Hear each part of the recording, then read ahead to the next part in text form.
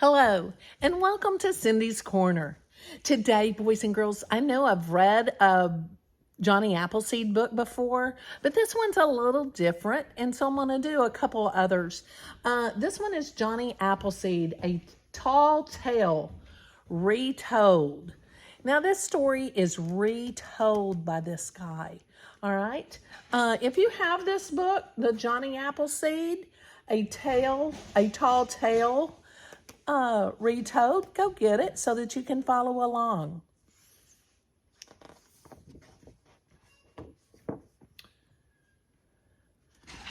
Here's our title page, Johnny Appleseed, A Tall Tale, and illustrated, retold and illustrated by Stephen Kellogg.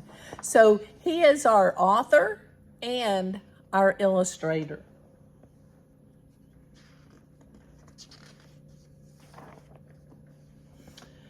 John Chapman, who later became known as Johnny Appleseed, was born on September the 26th, 1774. Do the math. When the apples on the trees surrounding his home in Leominster, Massachusetts, were as red as the autumn leaves. Johnny's first years were hard. His father left the family to fight in the Revolutionary War, and his mother and his baby brother both died before his second birthday. By the time John turned 6, his father had remarried and settled in Longmeadow, Massachusetts. Within a decade, their little house was overflowing with 10 more children. Nearby, an apple orchard. Like most early American families, the Chapmans picked their apples in the fall, stored them in the cellar for winter eating, and used them to make sauces, cider, vinegar, and apple butter. John loved to watch the spring blossoms slowly turn into the glowing fruit of autumn. Watching the apples grow inspired in John a love of all nature. He often escaped from the boisterous household to the tranquil woods. The animals sensed his gentleness and trusted him. As soon as John was old enough to leave home, he set out to explore the vast wilderness to the west. When he reached the Allegheny Mountains, he cleared a plot of land and planted a small orchard with the pouch of apple seeds he had carried with him.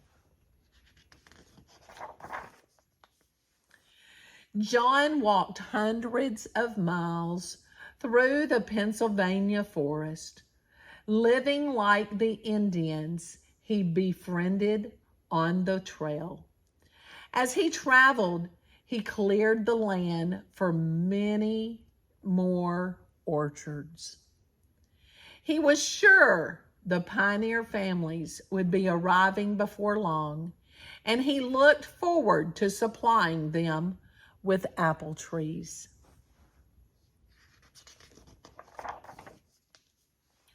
When a storm struck, he found shelter in a hollow log or built a lean-to. On clear nights, he stretched out under the stars. Over the next few years, John continued to visit and care for his new orchards. The winter slowed him down, but he survived happily on a diet of butternuts. One spring, he met a band of men who boasted that they could lick their weight in wildcats. They were amazed to hear that Johnny wouldn't hurt an animal and had no use for a gun. They challenged John to compete at wrestling, the favorite frontier sport. He suggested a more practical contest, a tree chopping match. The woodsman eagerly agreed. Here they are. Chop, chop, chop, chop, chop. Chopping trees. When the sawdust settled, there was no question about who had come out on top. John was pleased that the land for his largest orchard had been so quickly cleared. He thanked the exhausted woodsmen for their help and began planting. During the next years, John continued to move westward. Whenever he ran out of apple seeds, he hiked to the eastern cider presses to replenish his supply. Before long, John's plantings were spread across the state of Ohio. Meanwhile, pioneer families were arriving in search of home sites and farmland. John had located his orchards on the routes, so he thought they'd be traveling. As he had hoped, the settlers were eager to buy his young trees. His little trees, seedlings.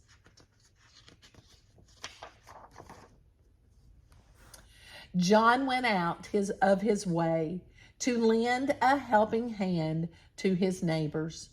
Often he would give his trees away. People affectionately called him Johnny Appleseed, and he began using that name. He particularly enjoyed entertaining children with tales of his wilderness adventures and stories from the Bible.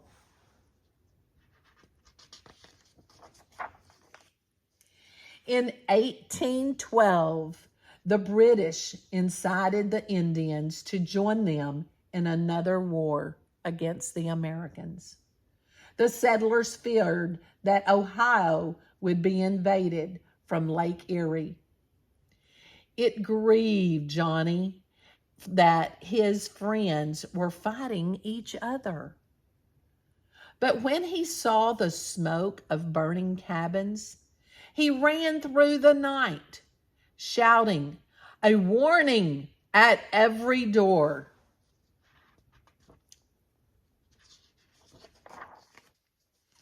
After the war, people urged Johnny to build a house and settle down. He replied that he lived like a king in his wilderness home, and he returned to the forest he loved. During his long absences, folks enjoyed sharing their recollections of Johnny. They retold his stories, and sometimes they even exaggerated them a bit.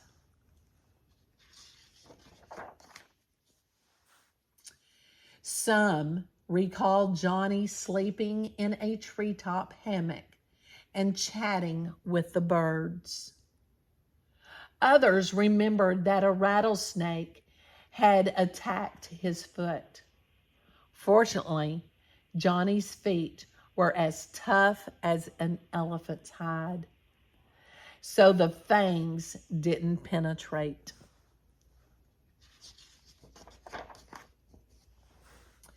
It was said that Johnny had once tended a wounded wolf and then kept him as a pet. An old hunter swore he had seen Johnny frolicking with a bear family. The storytellers outdid each other with tall tales about his feats of survival in the untamed wilderness.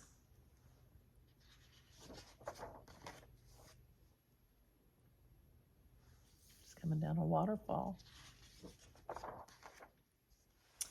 As the years passed, Ohio became too crowded for Johnny. He moved to the wilds of Indiana, where he continued to clear land for his orchards.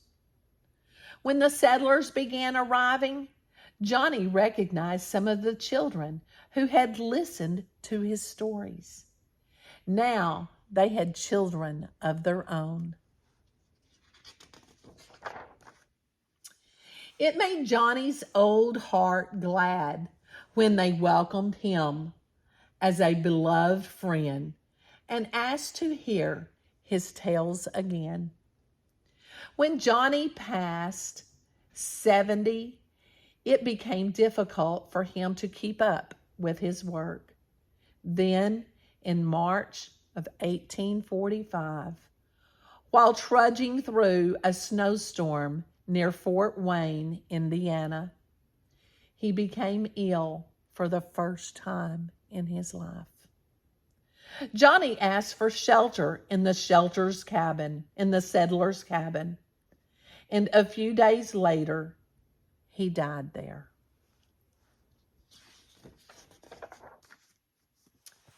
Curiously, Johnny's stories continued to move westward without him. Folks maintained that they'd seen him in Illinois or they had greeted them in Missouri, Arkansas, and Texas. Others were certain that he had planted trees on the top of the Rocky Mountains or in California's distant valleys. Even today, people still claim they've seen Johnny Appleseed.